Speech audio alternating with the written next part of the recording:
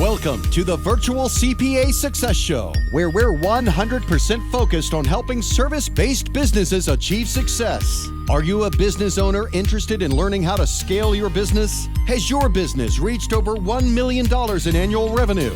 Then this podcast is for you. Hello, everyone, and welcome to the show. Today, we have a special guest, Ernesto Tagwerker from OmbuLabs. And Ernesto is going to be talking a lot about basically productizing a service, as well as kind of giving everyone's a heads up on how the pipeline's doing, and kind of really just kind of talking about a lot of different things that can be related to a lot of the agency owners there. Fortunately, Jamie won't be meeting or attending today, and so I got my consolation prize. So Joey, one of our top CFOs, is on the call as well, and Joey's going to be sharing some of experience and adding some definite color to the show. So welcome, Joey. And Ernesto, welcome to the show. All right, great to be here. Thanks for having me. Joey, really nice to meet you. Meet you. And yeah, happy to talk about productized services, pipelines, and biz dev, Yeah, before you get into that, tell us a little bit about your company, what you've done and how you've done it, when you started it, employees, all that kind of good stuff. Yeah, sure. So we're about 20 full-time employees in the company, and we have about 5 contractors. And I started about 10 years ago when I was just excited to build on a product. And I thought, okay, maybe I can freelance and pay for the product development with my freelance billable hours. And so it was just you at the time, right? Just you. Yeah. You. Okay. Yep.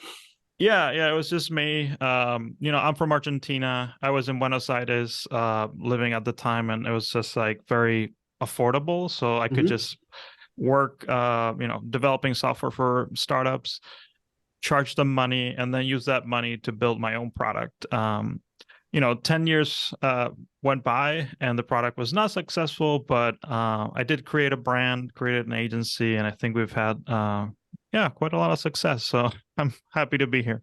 Oh, for sure. You said you went from basically you to about 20, 22 folks right now. Are they all in the United States or all across the globe, or what does your company look like?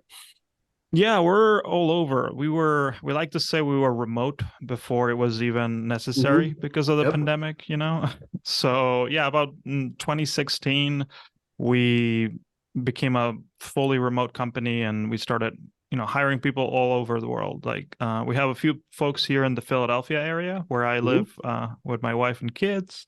But we also have folks in Brazil, Argentina, Portugal, Canada. And yeah, we love being remote. It's definitely helped us grow and find like really good talent all over the world.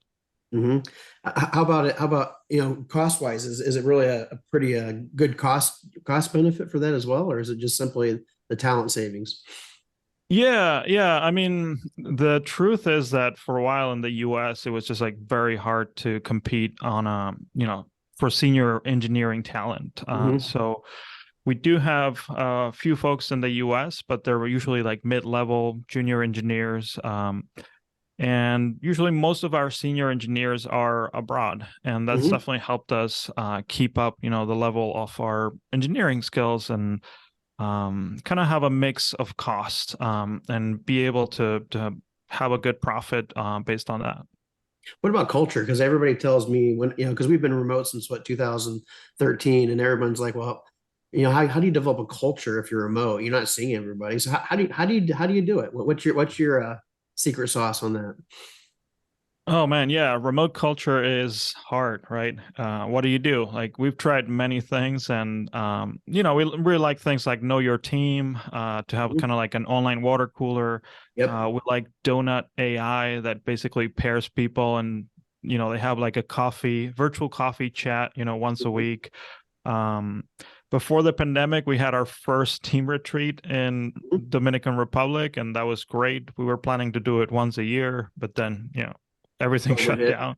So yeah, actually this year in about 20 days, we're having our second team retreat in 4 years. And nice. Yeah, that helps for sure. And one thing we try to do is like we don't assign any developers or designers more than 30 hours a week to a client project. So that gives us some slack every week to connect, to have our calls, our all hands calls, internal Yeah.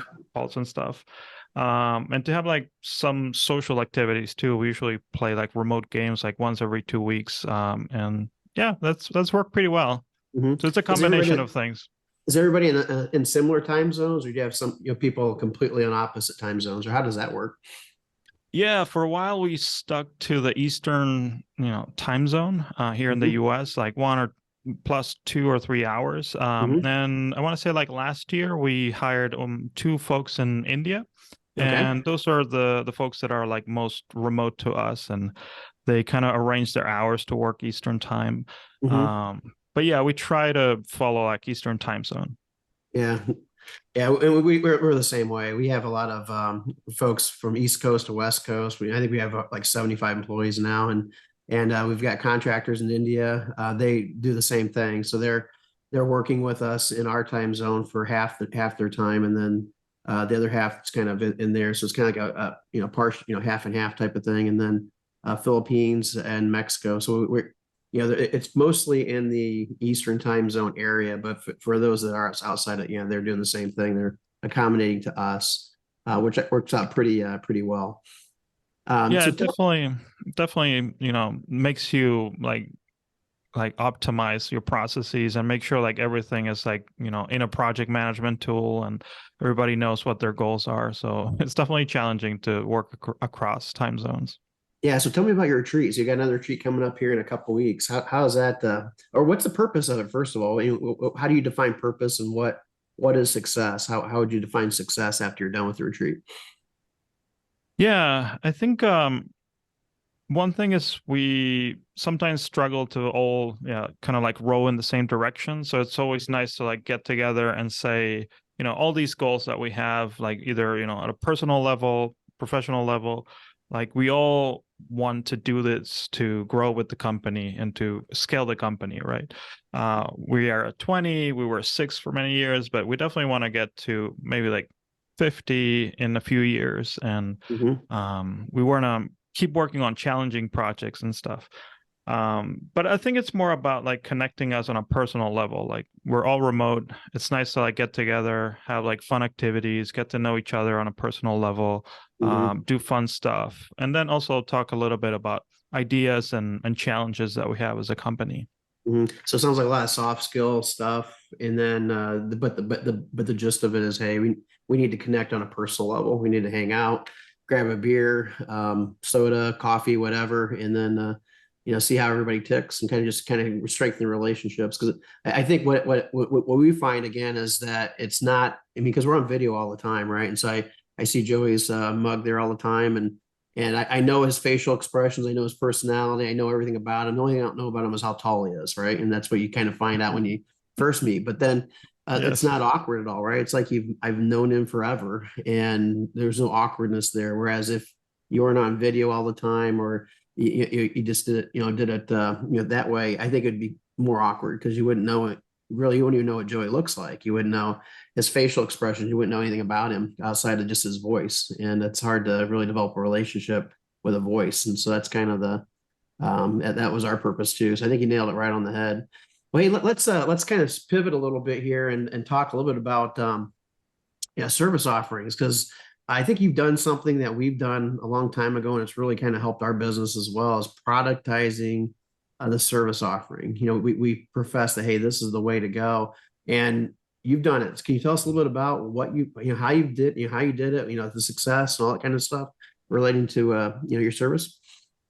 Yeah, for sure. I know a lot of agencies, call this like service type offering, and it is kind of similar. Like the idea of like productizing a service is kind of like, creating a category for something that you do really, really well and marketing it as it is. So I want to say like about 7 years ago, we started working on a Rails upgrade project, and this is a framework on top of the Ruby programming language. And this client really needed to upgrade their dependencies, and we came in and we did it for them. And then we thought, well, why can't we do this for a lot more clients? How can we, create a knowledge base, a process that we do over and over again to pay off technical debt for some of our clients?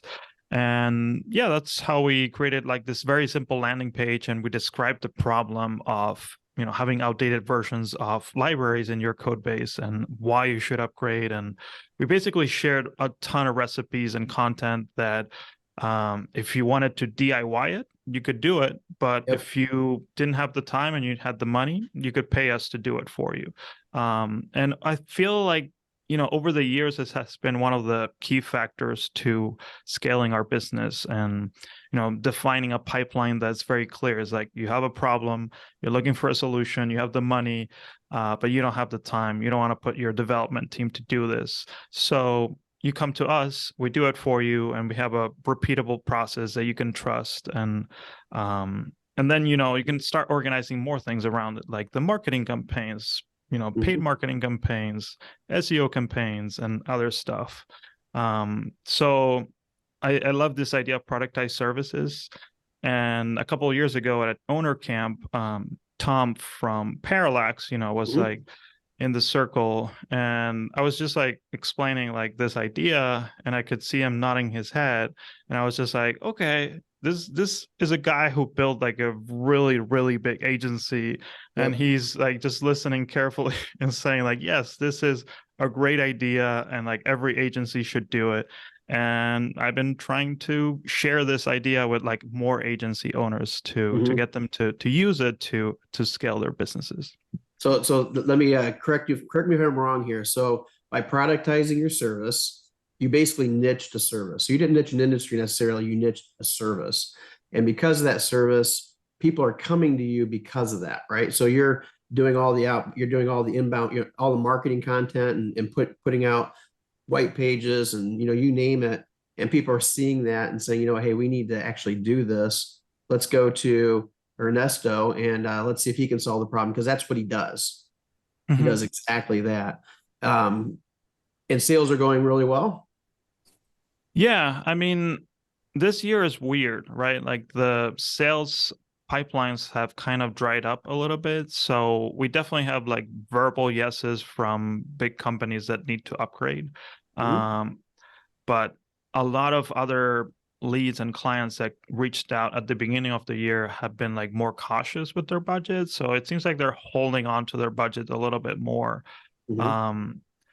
So yeah, I don't know what you've seen on your end. I know from the Bureau of Digital Community in Slack, like it seems like the pipelines are a little slower than usual because of this whole, the recession, the tech layoffs, and all that.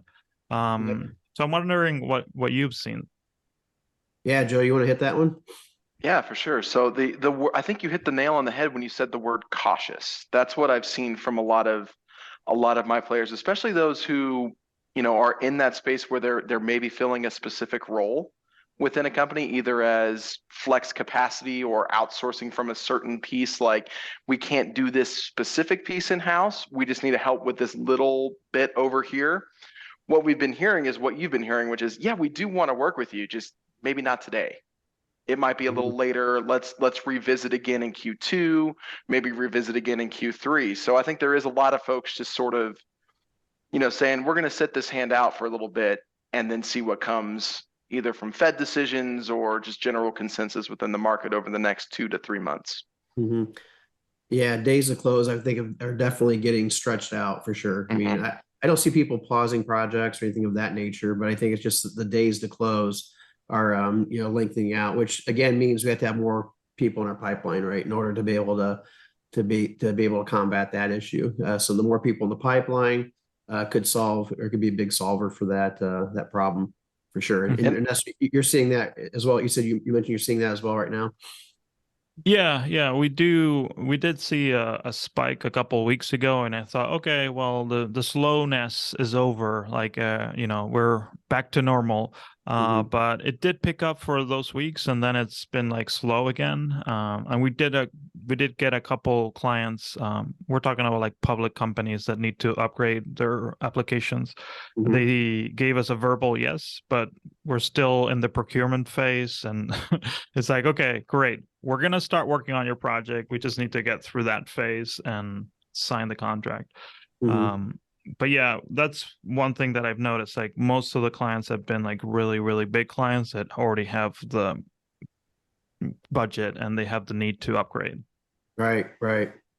Yeah, let's kind of back up a little bit with the productizing your service. I'm really, really interested in finding out more about this. And so, can you kind of go more into detail on why you picked a certain service to productize? And then did you do testing on that, or do you just say, hey, this is what we're going to productize. We're going all in on it, and you kind of got lucky, or was it, hey, we tested these three things, and this is the one that people seem to, to like the most, and that's why we went to that direction. Yeah, I mean, I want to say the jury is still out, like, I don't know, maybe I did get lucky with this productized service. We actually took this formula and we launched two more productized services in the past 3 years. One of them is for upgrading JavaScript applications, and that's still pretty new, and we only had like one client for that one. And the other one is design sprints. So anybody who wants to build a new product, can reach out to us and get the design sprint where we spend like a whole week like looking into their idea and we come up with a few lo-fi prototypes. Mhm. So those are the two most recent ones that we created. And then there's another one for web performance optimization. And this one is actually easier to sell because web performance, if you're application is slow, you definitely want to fix that right away. So that one we've had a ton of success with. But yeah, I think the idea of focusing on a problem is the key to us. It's like, upgrading your dependencies, whether your application is on JavaScript or Ruby, is a problem that everybody has, is a problem that maybe you don't want to put your team to work on that because you prefer to have them work on their product roadmap, and you prefer to ship features and bug fixes to your main application instead of like upgrading your dependencies. But yeah, I think like the key is just like nailing down the problem and of course, like proving that your company is like the best company to ship that solution or to deliver that solution. That's where the marketing comes into play. You're really pushing that, hey, this is what we do this is what we do, and this is why you should come to us because we are the experts in this field. Makes a lot of sense. And it does take time. I'll say that it's not like a magical solution that you just ship a landing page and leads come to your pipeline and it's like a magical pipeline from day one. No, there's like a ton of time spent on content marketing.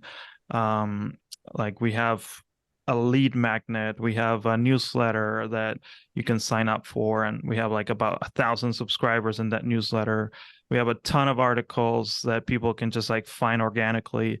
And yeah, it did take a few years for it to become like a big success. And at the beginning, it was like very, very slow until we started to get this SEO juice and like a lot of organic traffic.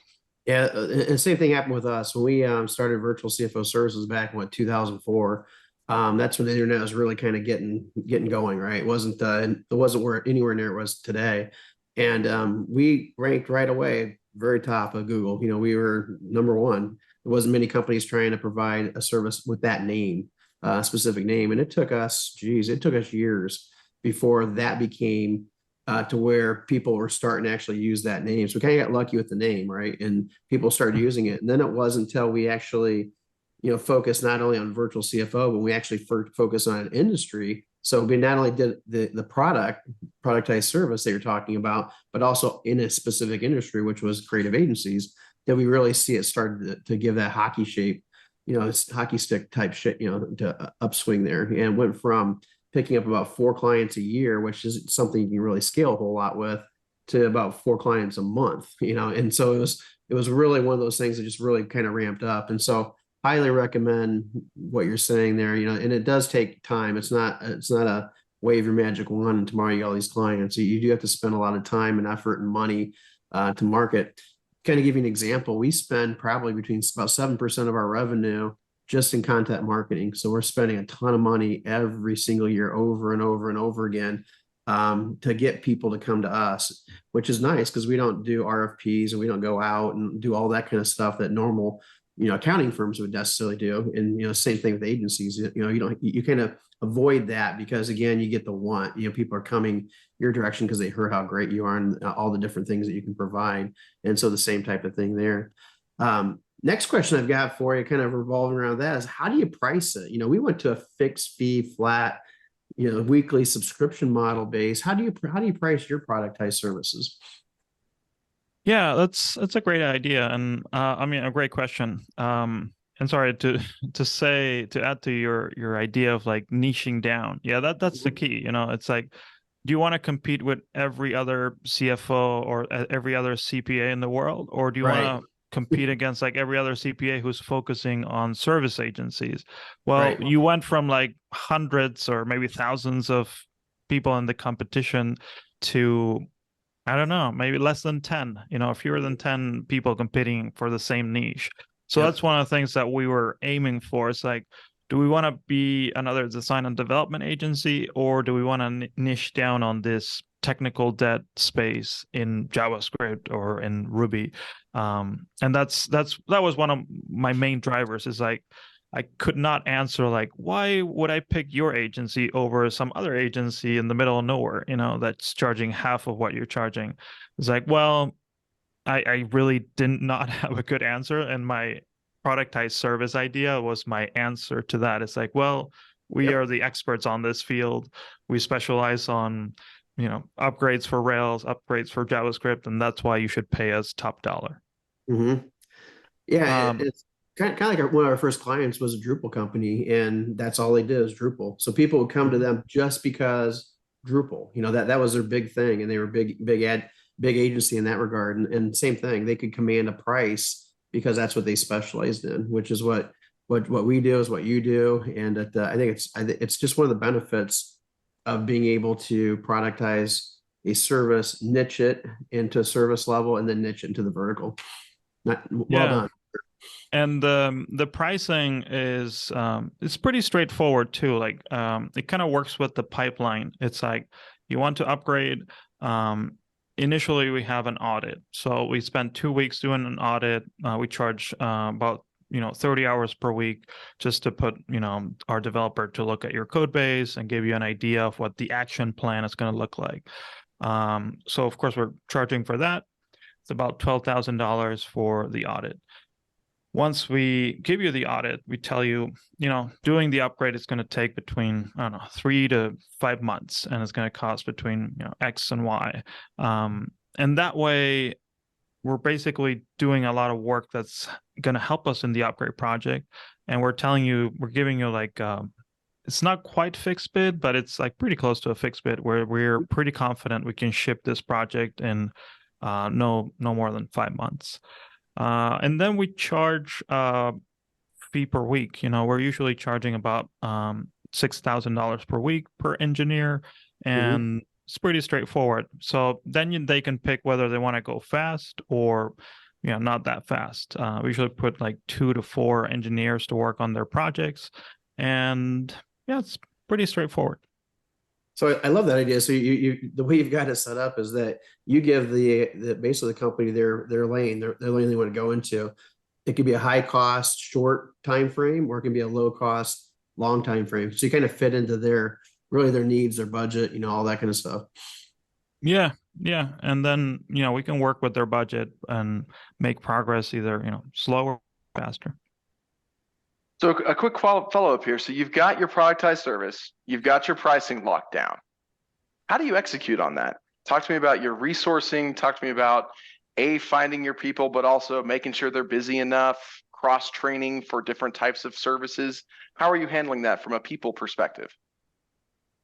Yeah, so what we do is we have a knowledge base, and we have a process that's constantly evolving, so like the roadmap that I just talked about there's a process for that, and there are like 5 different phases in there. And of course, like we need to get access to the source code, and there are like a ton of the things that we do there are automated. So we use code and scripts to basically get a lot of the information. But we like to hire senior and junior engineers. I want to say like some of the junior engineers that we hire can quickly go from junior to mid-level, because we have a ton of information, and we have one staff engineer that's not assigned to any client projects. So we take that very seriously. Like, I used to be the one, doing all the firefighting when there was like a problem with a Yep. client. And then I was like, okay, maybe I can have like a staff engineer be on the bench to help firefight for me. At the same time, he's available to pair with his engineers and like make sure that we kind of like spread the knowledge, not just through like documentation, but like through a person that's involved, and it's kind of like cross-functional, and can switch quickly between like project A and project B. And then at the same time, we do have like a really great project managers that know, once we have the roadmap, we have the action plan, we said, hey, we're going to do this between like 3 and 5 months, so we actually, stay on course and can ship the project on time. So yeah, I would say, to sum it up, it's kind of like a mix of like process, great people, and just having enough support for the people who are working on the client projects. The support thing, I think, is the big thing that people forget about. And Jody, to your credit, when you guys were really scaling Summit, some of the most important hires you made were on the support side. Can you talk about how difficult it is to say, I'm going to take this person that could be generating revenue and I'm going to shift it to a support role, knowing I might not see anything from that person for 2, 3, 4 years on a payoff? How do you go through that calculus? Yeah, I think it's got to be one of those things that, finding good customers is really tough, right? And so you're hoping to generate, so much marketing efforts to generate so many clients. The one thing you don't want to do is you don't want to leak clients out in the back end. You don't want to lose clients because of poor service. And so the idea is, hey, what is a solid retention rate that you want to have? And, for us, we don't want to lose more than 6% of our client base, a year. And we feel that that's a fair number. And that's the industry average, when you're looking at a subscription-based, type of model. And, with that 6%, that could be because it's just not a good fit. It could be because the client is, selling or merging up, or there's a lot of different reasons what that 6%, and the 6% is not all obviously our fault. Some of it's our fault because we got them to the next level, right? But the idea is we want to make sure that 6% is it's not any lower. Then if it is, we've got to figure out why. And that's where the service level folks come in, because we need, that they're just as important to us as the business development people, the people actually closing the deals.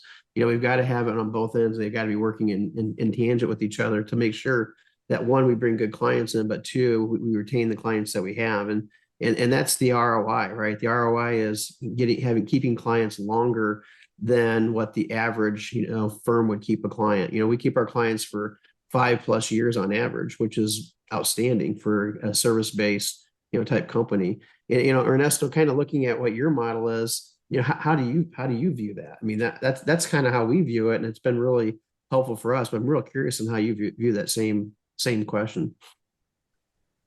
Yeah, I mean, I think the process that we came up with is useful not just for the delivery part, but also for qualifying the customers, right? Sometimes, you'll get leads that they're not the right client for you. So it's like, how can you quickly say like, you're not the right client? And of course, like the easier way to say it is like, let them, realize that. So a lot of the things we see with the roadmap is like, oh, you're charging me $12,000 to give me a roadmap to upgrade my application. Yeah, engineering time is expensive, and you're going to have to do that work. Either we do it or you do it. And then, that gives you an idea of like what the plan is going to look like, what the timeline is going to look like. So usually the ones that are like, whoa, $12,000 for a roadmap is like too much money.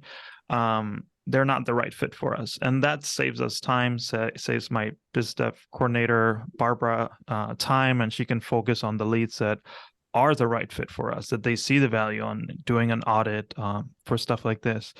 So yeah, I think like, for every one of these like productized services, it's important to have a process and to make sure like you have not a script, but kind of like you ask the right questions when you're qualifying a lead, so you don't waste your time with them like jumping on 3 different calls, signing NDAs when they're like, oh no, we had a budget of $5,000 for the entire project. Mhm. Yeah, qualifying a client is super important. Wait, and I guess the idea there is you want to get the no as quickly as possible, right? And so, people think, no, I want to talk them into yes. Like, no, you want to talk them into no. And so no is going to get you there, get you to yes quicker. And no means by, publishing pricing on your website. That is going to throw a lot of people out the door. They're not even going to call. So that's a quick no. Finding out their budget, that's important. That's important to go through and just kind of going through and be as transparent as possible with clients so that they know that, hey, here's the dollar amount for the service. Here's the service we're going to offer. And here's our niche. And that productized service is perfect. So they're not going to be calling you for a tax return, right? That's not going to happen because you qualified it on your website that here's what we do. We are web design, web development, we're a product company, we are an SEO company, whatever that might be, it narrows that niche so that they're focusing right to you. Same with us. They're not going to call us to get their tax done either because they know that we're virtual CFO services. Now, we can do taxes as part of it, but that's not the focus. And that's, so again, you're narrowing that down there. So, I love it. Great discussion. This has been pretty awesome. We're going to wrap up with a quick question there, like we always do. And you know what, Joey, I'm going to put you on the spot. And I'm going to have you ask the question. Okay, so Ernesto, here's my question for you, and we're going to try to make this fun and personal. Being that you mentioned you were born in Argentina and moved to the United States, what's been your favorite place to visit outside of the United States that maybe someone who hasn't visited a lot of places should go to?